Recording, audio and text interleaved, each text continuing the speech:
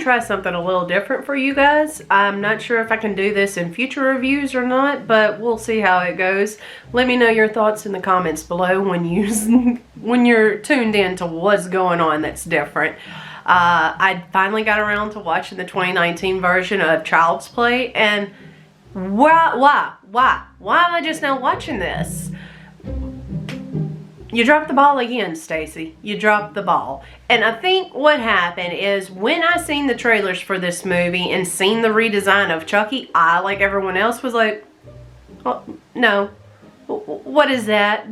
That's not, okay, it's kind of creepy, but it's not creepy. But again, a kid's toy is not supposed to be innately creepy. We'll get into all these details here in a moment. You know I'm going to go into details.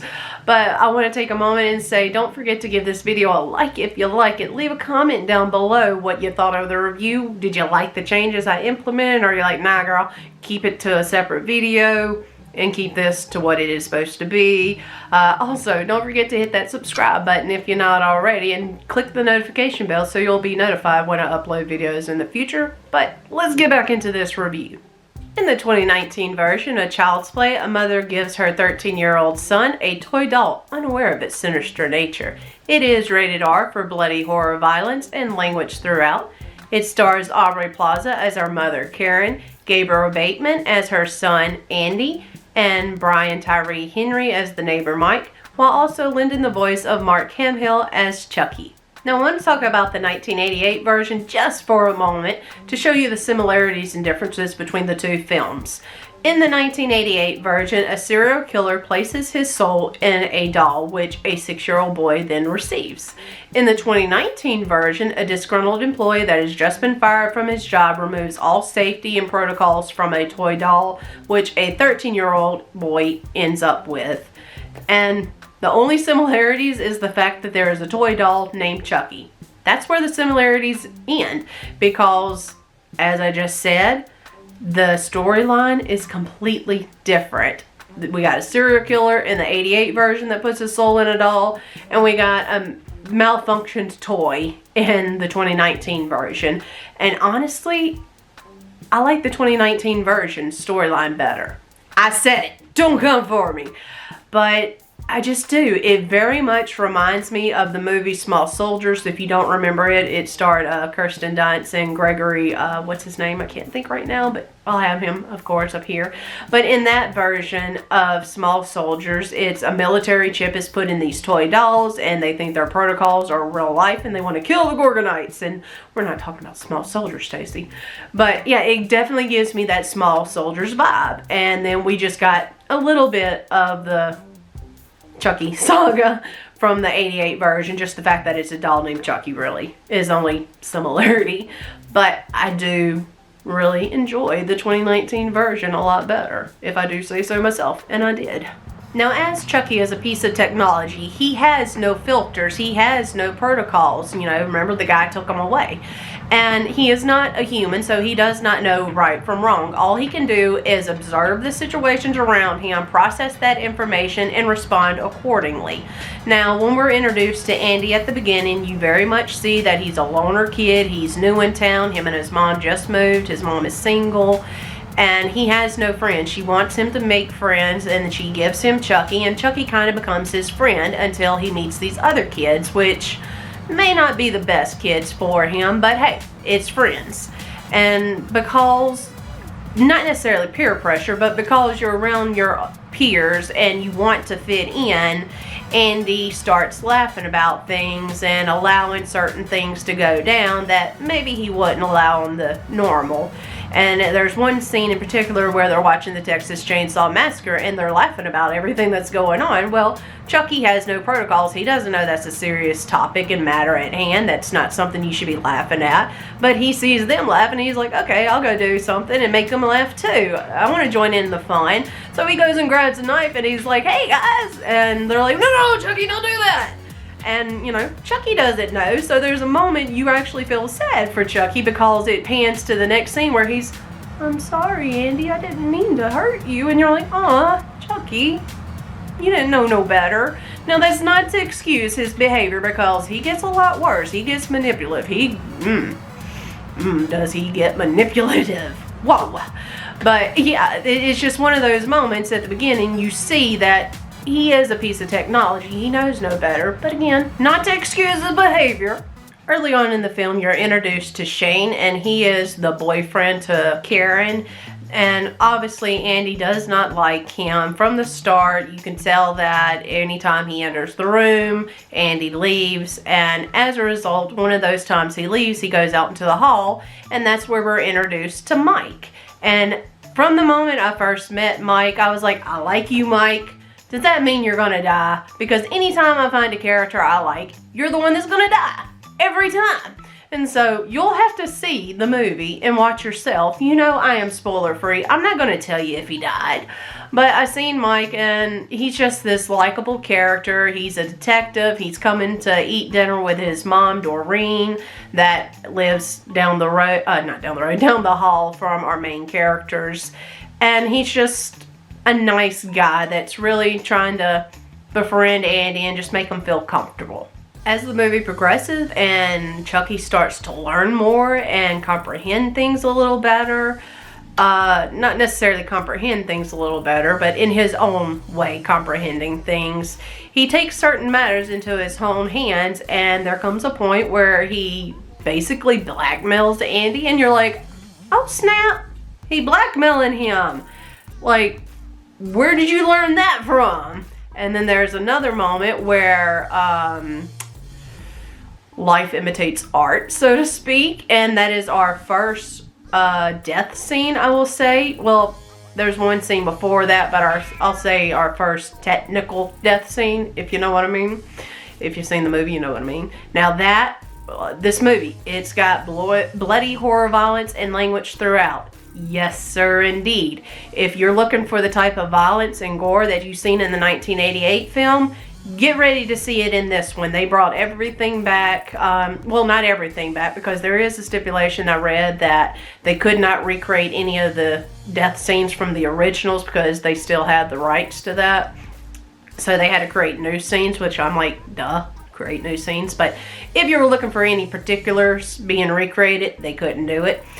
But it is gory. It is bloody. Now, I've talked about the blood and gore in movies before. This, again, it's just an aspect of a movie. It's not a focal point. It happens and you see it. It is there. It is graphic in nature, but they move it along. It's just an aspect of the movie. It's not a focal point. They're not sitting there and lingering on it for hours on end and shoving it in your face and making you go, ugh. You know, it happens. They want to get a response from you in that moment, and then they're moving on into the next thing. So that's the type of bloody horror violence. Again, I'm not downplaying it. There is definitely bloody violence. Oh my gosh, yes. The first scene I'm talking about, when the guy's leg breaks, oh, you hear it. The sounds, my man. I've went on so much before in different videos where I love when the sounds connect, and you don't even have to see something on screen. As when you hear that sound, it gives you that ick factor, and you're like, oh, that hurt. Yes, that hurt. And there's a scene where I'm thinking Chucky's making it out like it's gonna be an accident, and I'm like, oh, he devious. He's gonna make this look like an accident, and then it cuts to the next scene, and I'm like, nope. He did not make it look like an accident at all. That was very deliberate right there, what he just done. And it's in that moment where Andy and the kids are like, guys, this isn't normal. This isn't right. We need to do something. And that's when they decide, you know, to pull the cord on Chucky, as it is. Now, our kids think they're rid of Chucky. They think they have solved all of their problems, got nothing to worry about. But who should find Chucky but the creepy janitor or manager guy, whatever he is, but the creepy guy, Gabe. He finds Chucky and is going to restore him and make some money off of Chucky because, again, he's advanced technology, yo. And he's in the process of restoring him and putting him pieced back together. When it works, what do you know? Chucky's back. He's better than ever. He's no longer broken and any of that. So remember Chucky? He can interact with everything. Well, what does he do? when creepy Gabe starts peeping on Mama. He doesn't like that, so he starts flicking with the TVs and turning them on and off. He starts messing with the radio and broadcasting sounds. He starts turning on the table saw. He starts messing with the heating unit, and everything's just going haywire. And the guy's like, "What's going on? Kaplan, what are you doing? Turn radio off, turn TV on, blah, blah, blah." And, he's just screaming at the technology. Meanwhile, we don't see the doll that's not on the table no more. Then when we notice the doll's not on the table no more, we're not looking around, but no, we're getting sliced and diced on our ankles, okay?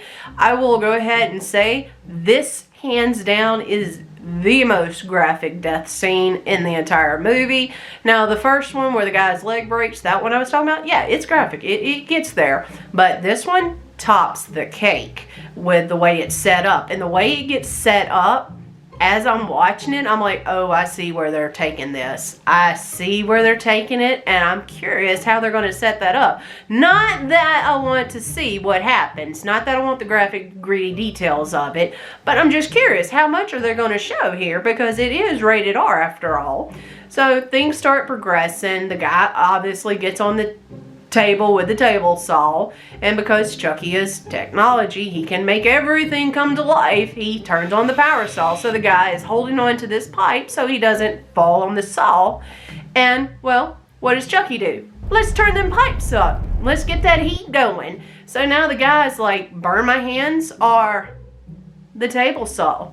And you can see where this is going, probably, the way I'm setting it up. And I'm like, oh, how is this going to go down? And the moment happens, and it is graphic, and it is there. You see all the bits. You see it all. But again, it's like that, and it's over with. It's not dwelling on it. It's not shoving it in your face. I mean, it is graphic in nature. It is impactful. It gets that reaction out of you when it happens, and you're like, oh, ow, that hurt. Oh, no, buddy. Oh, gosh. You get that response. You get the, but again, it does it and then it goes. And it does it and then it goes. It's not sitting there, boom, scary, boom, scary, boom, scary. It's not that manner of gore. It's tastefully done, like I've said before, if gore can be tastefully done. There is one death scene that I take issue with in this entire movie, and it's just because it could have been better executed. It annoys me.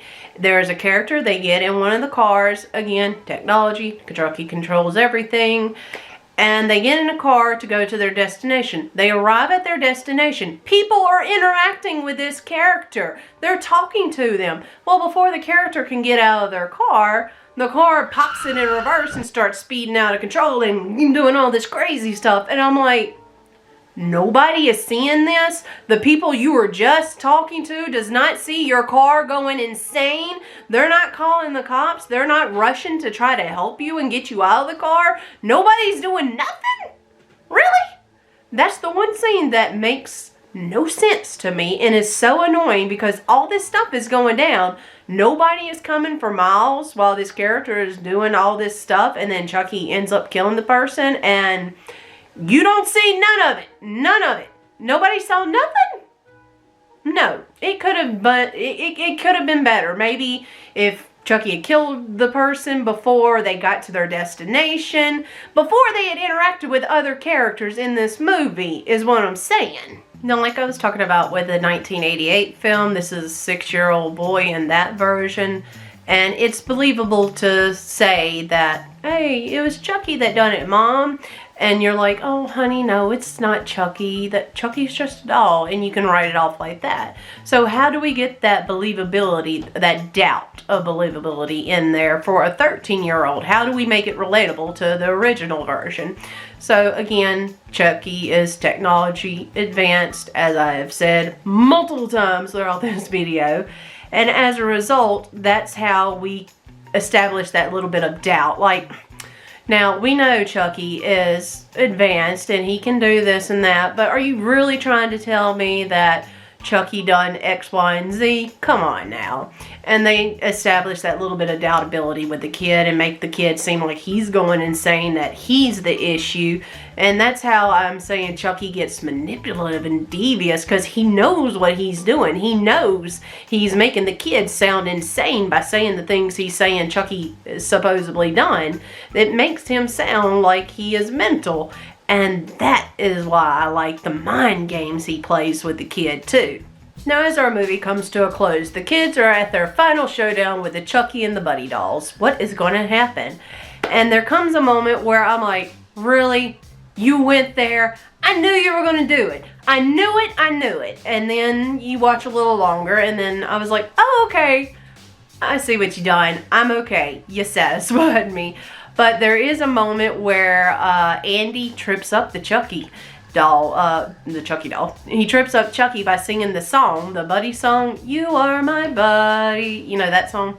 And I was like, oh, there you go, Andy, using that head, finally thinking smart. And it's just a lot of stuff that goes down at the end, and I enjoy it. There's a moment that, if you've seen the newer Jumanji movies and you remember what happens at the end, there's a moment that's very Jumanji-esque at the end of this one. And I'm like, okay, yeah, y'all know a thing or two. Y'all know how to make stuff not come back, potentially, which we thought that in Jumanji, but then the second Jumanji came out, and anyway. But I thoroughly enjoyed this movie. I don't know why I waited so long to watch it. I just, it hit it checked all the boxes for me. The gore, the storyline, which the storyline is why I'm going to say I think this movie is better than the 1988 version. I know, I said it, don't come for me. But I just think plot-wise, it makes more sense. It's more creepy because in the 88 version, like I said, you've got this mystical, fantastical thing where a serial killer transports his soul into a doll. Whereas in this one, it's just technology based and no limits are set, and it just malfunctions and it goes crazy, and it's something that potentially could happen, and that just makes it more realistic and more creepy all in one. But you guys let me know what you thought in the comments down below. Did you enjoy this one, or do you prefer the 88 version? Also, I hope you noticed that as I have been talking throughout this thing, I have been getting in the 1988 makeup version of Chucky. Why did I go with this one instead of the 2019 version? Because you've been talking about the 2019 version. Why didn't you recreate that makeup? Honestly, it's not as visually stimulating. I mean, I enjoy the Chucky. Even though I said at the beginning I didn't like his design, there is a little bit of creepiness to him, but at the end of the day, he still looks like a doll. He's still, you know, a child's play toy is not supposed to innately be creepy. And I respect that they kept it a doll and kept it looking pretty normal. Whereas in, you know, the 88 version, it really stopped being a doll and was really animated and had facial expressions. Whereas in this one, the whole time, even when he had expressions, it was what an animated doll should be making. It wasn't like a human expression, so it kept the little creepiness factor there. But that's why I went with the 88 version, to show you guys, just because it's more visually stimulating. But you let me know if you enjoyed me doing the makeup throughout the review, or was it totally distracting? Don't do that ever again. If you are strictly interested in the makeup portion, I do have a separate video coming. It'll be uploaded not too long after this one, so you can just see the makeup application. If you've seen my other makeup reviews, not reviews, but my other makeup tutorials, you'll know I'm just pretty straightforward. Bam, bam, bam. Try to get you through it as fast as possible. I'm not a chatty Cathy like I am right now. So before this gets any longer than it already is, go ahead and give this video a like if you liked it. Leave comments down below. And don't forget to subscribe. Till next time, I will see you guys. Bye.